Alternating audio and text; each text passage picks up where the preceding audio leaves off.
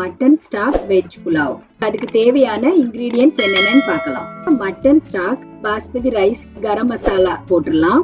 பெருஞ்சீரகம், பிரிஞ்சி இலை, பூண்டு, இஞ்சி ரெண்டையும் சேர்த்துக்கிறேன். நெய் சேர்த்துக்கிறேன். ஆயில் சேர்த்துக்கிறேன். இதெல்லாம் ஃப்ரை ஆனதும் ஆனியன் சேர்த்துக்கலாம். பச்சை மிளகாய் சேர்த்துக்கலாம்.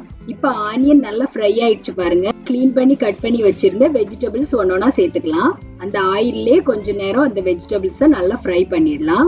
5 மினிட்ஸ் வேக விடலாம். தயிர் சேர்த்துக்கிறேன். கரம் மசாலா சேர்த்துக்கிறேன். உப்பு தேவையான அளவு சேர்த்துக்கிறேன். புதினா சேர்த்துக்கலாம். மல்லி இலை சேர்த்துக்கலாம்.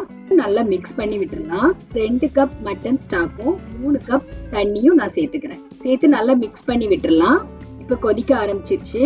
இந்த டைம்ல நம்ம ரைஸ் சேர்த்துக்கலாம். லெமன் ஜூஸ் சேர்த்துக்கிறேன். அது மேல கொஞ்சமா மல்லி இலை, கொஞ்சம் புதினா இலையும் போட்டுக்கலாம். 25 மினிட்ஸ் இதை அப்படியே தம் விட்டுறலாம். Mutton stock veg pulao ready ஆயிடுச்சு.